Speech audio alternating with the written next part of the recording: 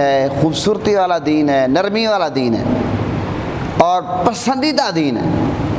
پہلے ہم بات اپنی کا آغاز یہاں سے کرتے ہیں۔ اللہ تعالیٰ قرآن مجید میں کیا فرماتا ہے؟ یہ آیت میں نے خطبے میں پڑھی کہ ان الدین عند اللہ الاسلام، کہ بے شک دین اللہ کے نزدیک اسلام ہی ہے۔ اللہ کے نزدیک دین جو ہے وہ اسلام ہی ہے۔ اور قرآن پاک کی دوسری آیت میں اللہ تعالیٰ نے فرمایا کہ وَرَضِيتُ لَكُمُ الْإِسْلَامَ دِينًا، تمہارے لیے اسلام کو بطور دین یعنی مکمل نظام حیات کی حیثیت سے پسند کر لیا گیا۔ اور ایک موقع پر اللہ تعالیٰ نے فرمایا کہ اس اللہ نے تمہارا نام مسلمان رکھا، هُوَ سَمَّاكُمُ الْمُسْلِمِينَ مِن قَبْلُ وَفِي هَٰذَا، فرمایا کہ اس اللہ نے تمہارا نام مسلمان رکھا، اس سے پہلے کی کتابوں میں، اس قرآن میں بھی، پہلے کی کتابوں سے مراد تورات، انجیل، زبور میں بھی، اور جو صحیفے اور قرآن مجید میں بھی نام کیا رکھا؟ مسلمان رکھا۔ اسلام جو ہے یہ خود بھی امن اور سلامتی کا دین ہے اور دوسروں کو بھی امن و عافیت کے ساتھ رہنے کی اسلام تلقین کرتا ہے۔ یہ بات یاد رکھیں۔ اسلام کے دین امن اور سلامتی ہونے کی سب سے بڑی دلیل یہ ہے کہ یہ اللہ تعالیٰ نے اپنے بھیجے ہوئے دین کے لیے نام ہی اسلام پسند فرمایا۔ جو دین اللہ نے بھیجا ہے، اللہ نے اس کا نام جو پسند فرمایا ہے، جس نام کا انتخاب فرمایا ہے، وہ نام کیا؟ اسلام ہے۔ تو یہ جو لفظ اسلام ہے، جس کے اندر اللہ تعالیٰ نے سلامتی رکھی ہے، محبت کو رکھا ہے، پیار کو رکھا ہے، اور ایمان آپ دیکھیں جس کے اندر جو ایمان میں آ جاتا ہے وہ امن میں آ جاتا ہے۔ تو کئی حوالوں سے اس کے حوالے سے بات ہو سکتی ہے، لیکن میں بات کو بہت زیادہ طول نہیں دوں گا، شارٹ انداز میں بات کروں گا۔ قرآن و حدیث میں اگر آپ مسلم اور مومن کی تعریف تلاش کریں، مسلم یعنی کہ مسلمان اور مومن کی تعریف آپ تلاش کریں، وہ کیا بنتی ہے؟ روز روشن کی طرح یہ بات عیاں ہوتی ہے کہ اللہ تعالیٰ اور اللہ کے رسول کے نزدیک مسلمان صرف وہ شخص ہے جو تمام انسانیت کے لیے پیکر و امن سلامتی ہو۔ مسلمان ہے ہی وہ جو تمام انسانیت کے لیے سلامتی والا بھی ہو، امن والا بھی ہو۔ اب مجھے آپ یہ بتاؤ، جو کسی کے لیے امن والا بھی ہو، سلامتی والا بھی ہو، وہ کسی کو ڈنڈے مارے گا؟ وہ کسی کو بھوکا رکھے گا؟ وہ کسی کا حق کھائے گا؟ وہ کسی پر ظلم کرے گا؟ وہ کسی کے ساتھ ناانصافی کرے گا؟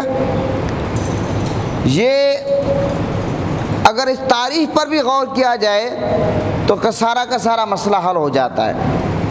اور مومن بھی وہی شخص ہے جو امن، آشنی، تحمل، برداشت، بقا، احترام عادیت جیسے جس میں اوصاف پائے جائیں، اس کو مومن کہتے ہیں۔ اب اس پر بہت ساری بات اور بھی کی جا سکتی ہے، لیکن چونکہ وقت کے دامن میں گنجائش نہیں ہے۔ قرآن پاک میں آتا ہے کہ ادخلوا فی السلم کافہ، اللہ فرماتا ہے کہ اسلام یعنی کہ سلامتی میں، اسلام میں پورے داخل ہو جاؤ۔ پورے کا کیا مطلب ہے؟ ایک ہے کہ ہم نے کلمہ پڑھ لیا کہ ہم مسلمان ہو گئے، ایک ہے کہ اسلام میں پورے داخل ہو جاؤ۔ کیا مطلب؟ کہ اسلام نے جو ہمیں حکم دیا ہے کرنے کا، اس کو ہم نے کرنا ہے۔ اسلام نے جو حکم دیا ہے کہ فلاں کام آپ نے نہیں کرنا، اس سے رکنا ہے۔ اسلام کی بات جب آپ مانیں گے، اسلام کو جب اپنے اوپر خود نافذ کریں گے، لاگو کریں گے، اس کا مطلب یہ ہے کہ آپ اسلام کے میں اندر پورے کے پورے داخل ہو گئے۔ آپ میری بات سمجھ گئے؟ آپ پورے کے پورے داخل ہو گئے۔ اور حدیث کی روشنی میں مسلمان کی کیا خوبصورت تعریف بیان کی گئی ہے۔ مسلمان وہ ہے جس کی زبان اور ہاتھ سے دوسرے مسلمان سلامت رہیں۔ یہ حدیث کی روشنی میں مسلمان کی تعریف بیان کی گئی ہے۔ یہ بات یاد رکھیں، جو مسلمان ہے وہ اس کے دل میں اللہ نے رحم ڈالا ہوتا ہے، وہ رحمت کا ایک پیکر ہوتا ہے، وہ اس کے دل میں ایک ہمدردی ہوتی ہے، محبت ہوتی ہے، پیار ہوتی ہے۔ اب آپ یہ دیکھیں کہ امام مسلم اور حضرت ابو ہریرہ روایت کرتے ہیں کہ فتح مکہ کے دن، جس دن مکہ پاک فتح ہوا، تو آقا علیہ السلام نے فرمایا کہ جو شخص ابو سفیان کے گھر میں داخل ہو جائے اس سے امان ہے، اس سے امان ہے، یعنی کہ اس سے لڑائی جھگڑا نہیں ہوگا۔ اور جو شخص ہتھیار پھینک دے، فتح مکہ کا موقع تھا، صحابہ کرام کے اندر کیا جوش تھا، کیا ولولہ تھا، کیا جذبہ تھا، لیکن میرے آقا نے اعلان کیا فرمایا؟ جو ابو سفیان کے گھر میں داخل ہو جائے اس کے لیے امان ہے، جو ہتھیار پھینک دے اس کے لیے امان ہے، جو اپنے گھر کے دروازے بند کر لے، میرے آقا نے فرمایا اس کے لیے امان ہے۔ تو پتہ چلا آقا علیہ السلام کے اس اعلان سے کہ اسلام جو ہے شر کو پسند نہیں کرتا، اسلام محبت کو پسند کرتا ہے، بھائی چارے کو پسند کرتا ہے۔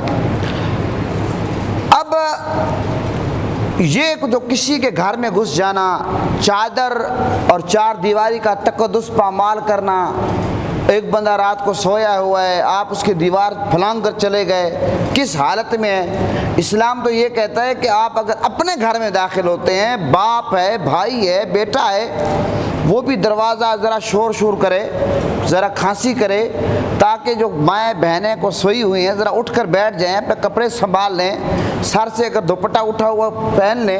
اسلام تو یہ خوبصورت مذہب ہے، اس چیز کی بزرگان دین تربیت دیتے ہیں۔